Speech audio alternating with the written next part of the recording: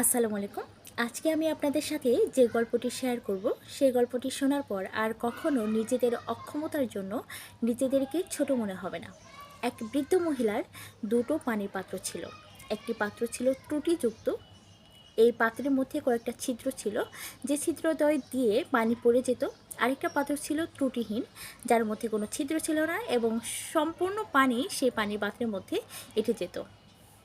বৃদ্ধ মহিলা প্রতিদিন সে পানির পাত্রদ্বয় নিয়ে নদী থেকে পানি সংগ্রহ করতেন। পানি সংগ্রহ করে নিয়ে আসার সময় ত্রুটিযুক্ত পানির পাত্র থেকে পানি পড়ে যেত, আর ত্রুটিহীন পানির পাত্রটি সম্পূর্ণ ভরা অবস্থায় বাড়িতে নিয়ে আসতেন।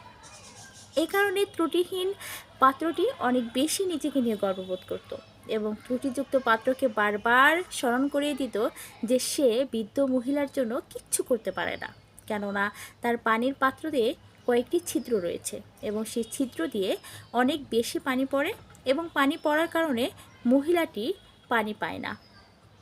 রাগে দুঃখে অভিমানে ত্রুটিযুক্ত পাত্রটি মালিককে গিয়ে শুধালো, আমি তো আপনার জন্য কিচ্ছু করতে পারি না, আমাকে রেখে কী লাভ?